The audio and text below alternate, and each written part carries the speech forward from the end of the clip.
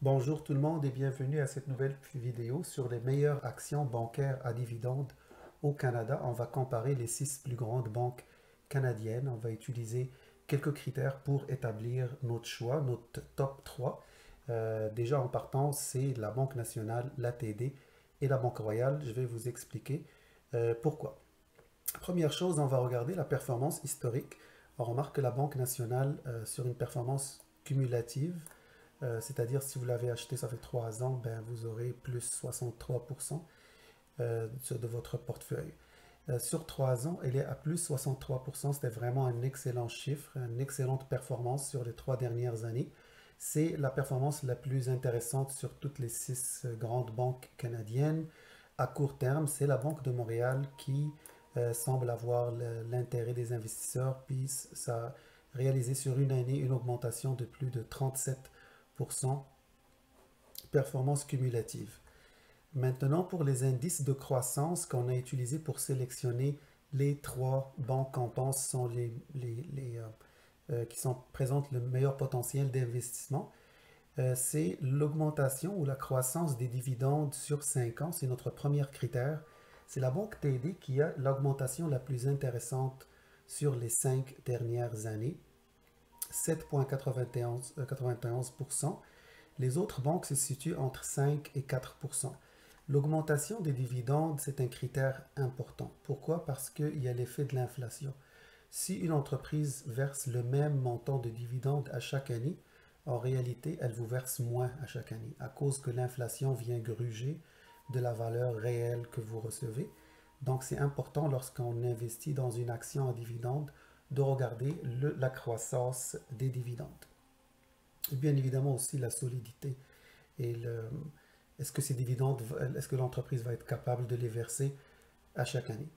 Le deuxième, c'est l'augmentation des revenus. Ça, c'est très important aussi, surtout dans le domaine bancaire, en sachant qu'il y a une grosse concurrence entre les grandes banques plus les nouvelles entreprises qu'on appelle fintech, les entreprises qui rallient finance et technologie, qui arrivent à avoir une part de marché, surtout au niveau avec les jeunes qui sont plus habitués à Internet et au moins soucieux de rencontrer quelqu'un ou d'avoir un contact physique avec leur banque. Donc c'est important pour ces banques-là qu'il y ait de la croissance. La banque qui arrive jusqu'à présent à s'en sortir de façon la meilleure étant Banque nationale, dont le titre est NA, le ticker.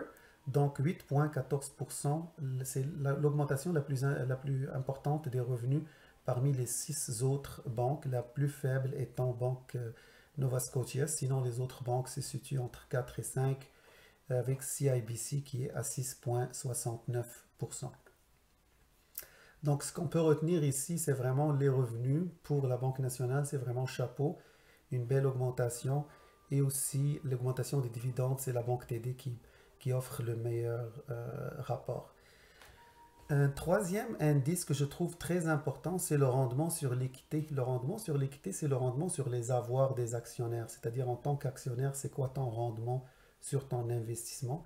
Le rendement sur l'équité de la Banque nationale est le plus élevé parmi les 6 grandes banques canadiennes. Le rendement sur l'équité, c'est aussi un indicateur de la gestion, de la performance de l'entreprise. Comment elle gère ses fonds, comment elle essaie de mettre de la valeur sur l'argent qui est investi par l'actionnaire pour qu'elle ne soit pas dépensée à gauche et à droite. Donc le rendement sur équité, c'est très important pour savoir si c'est un bon choix. Et la Banque nationale est à 19,91%. C'est le meilleur score sur les 6 grandes banques canadiennes. Viennent aussi par après la Banque royale, qui est quand même une grosse banque, puis c'est vraiment impressionnant. Ils sont à 18,28% de rendement sur l'équité. C'est aussi quelque chose à noter. Le price to earning, qui est le prix sur les résultats, est très utilisé par les analystes pour savoir si une action est surévaluée ou sous-évaluée. Maintenant, pour les banques canadiennes, il ne faut pas s'en cacher, ils sont quand même surévalués parce qu'ils en vaut beaucoup.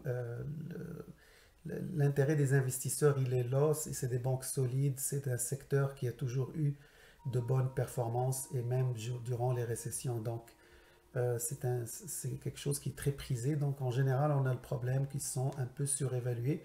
Donc, soit attendre que le prix il baisse un peu, ou tout simplement acheter si c'est du long terme, si on est là pour les dividendes et pour le revenu passif.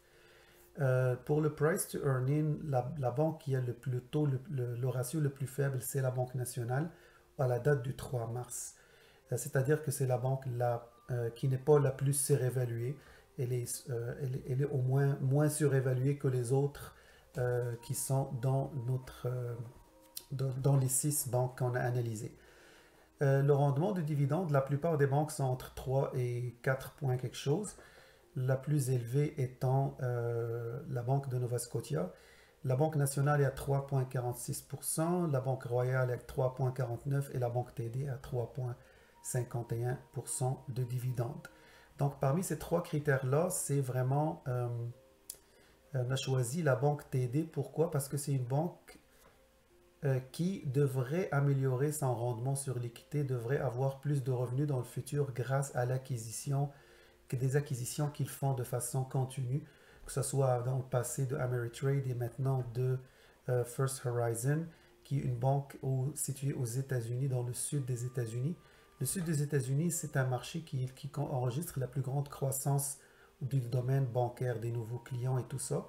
Donc, c'est un excellent choix pour la banque TD. Il faut que ça soit approuvé par les politiciens américains, ce qui devrait être pas un gros problème, sauf s'il y a des tensions politiques entre les deux gouvernements. Mais l'achat de First Horizon, selon les analystes, est un bon choix, puis permettrait à la banque TD d'aller chercher des synergies de coûts. La banque, elle a annoncé qu'elle allait vraiment baisser du tiers les coûts de First Horizon. C'est un objectif un peu très ambitieux, mais il devrait y avoir des synergies de coûts, ça c'est sûr, parce qu'on parle de fusion de 2 banques qui ont les mêmes activités, les mêmes coûts. Et cette fusion-là va permettre de nouvelles opportunités pour le marché de détail américain. Comme j'ai dit, ce marché-là est très fort dans le sud des États-Unis, dans les États comme le Tennessee, la Louisiane, la Floride ou la Caroline du Nord. La banque TD, en termes d'augmentation de dividendes et d'historique, c'est un dividend aristocrat qui a augmenté ses dividendes pendant 10 années consécutives. Le deuxième choix étant la Banque Royale. Pourquoi? Parce que la Banque Royale, elle détient un bilan très solide et des fondamentaux très sains. Elle est aussi bien positionnée pour profiter de l'environnement de l'augmentation des taux d'intérêt, étant la plus grande banque du Canada. Et aussi, elle a un excellent rendement sur l'équité. Si on voit l'historique, en 2018, son rendement sur l'équité était de 17,6%. Arrive la pandémie et son effet sur l'activité économique en général, on voit une baisse à 14,2%. Mais la banque, elle a pu ressortir de ça puis ramener son rendement sur l'équité à 18,6%. C'est vraiment une très très belle performance pour une entité aussi large, aussi importante que la Banque Royale. Maintenant, le troisième choix, le Banque nationale, on a choisi ça justement pour le rendement sur les capitaux propres qui est le plus intéressant.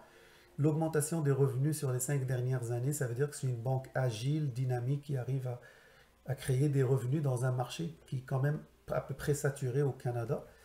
Et aussi, elle a rapporté des résultats financiers exceptionnels au premier trimestre de 2022. Le segment de la gestion de patrimoine se porte bien selon les résultats financiers, les derniers. Et la banque a dans son actif 11 années d'augmentation consécutive des dividendes. Les 3 choix, que ce soit la banque TD ou la Banque Royale ou la Banque nationale, ils ont un engagement de verser des dividendes puis de maintenir ces dividendes. Les faiblesses de la Banque nationale, on retrouve par exemple la plupart des revenus sont à 75-74% au Québec, donc c'est quand même concentré au Québec par rapport à la Banque Royale et la Banque TD qui sont moins dans cette situation-là. Il y a un nouveau dirigeant après le départ de Louis Vachon, mais ça ne devrait pas être un gros problème vu que le nouveau dirigeant, ça fait 20 ans qu'il est dans la Banque nationale. Il y a aussi la concurrence des entreprises fintech, et ça c'est vrai que ce soit pour la Banque Royale et que ce soit pour la Banque TD. Donc j'espère que cette vidéo vous a aidé dans le choix des banques parmi les banques canadiennes. C'est aussi des critères que vous pouvez utiliser vous-même ou rajouter d'autres critères selon votre intérêt. Le secteur bancaire devrait bien se porter normalement avec la hausse des taux d'intérêt, puis les banques centrales n'ont pas d'autre choix d'augmenter les taux d'intérêt. Et dans l'article, je vais mettre l'article dans le lien. Dans la description, vous pouvez avoir plus de détails et surtout sur les faiblesses de chaque banque. Donc j'espère que cette vidéo vous a été utile et je vous souhaite une bonne journée ou bonne soirée. et à la prochaine vidéo.